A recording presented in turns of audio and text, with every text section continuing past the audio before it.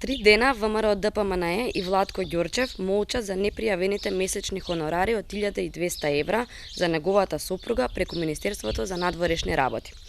Нема одговори зошто Владко Ѓорчев не ги пријавил овие приходи, кои му донеле околу 15.000 евра за само една година во анкетниот лист. Може би токму анкетниот лист на Владко Ѓорчев од ВМРО ДПМНЕ ги има одговорите за молкот и непријавените приходи. Вкупниот имот на Владко Ѓорчев, пријавен во анкетниот лист, тежи речиси 400.000 евра. Студентите кои живеат во соби со мувла, но и граѓаните прашуваат како се збогатил Владко Ѓорчев.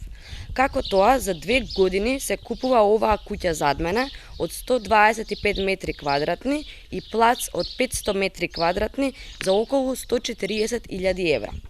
Како и покрај тоа што купил куќа, успеал официјално да заштеди уште 19.000 евра според анкетниот лист. Има ли и други непријавени приходи Владко Ѓорчев што ги крие од јавноста? Дали тајната формула на Владко Ѓорчев се непријавените приходи?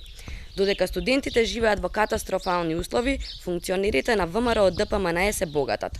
Ова е уште еден пример зошто правдата мора да се врати во Македонија. Зошто аболицијата мора целосно да биде поништена.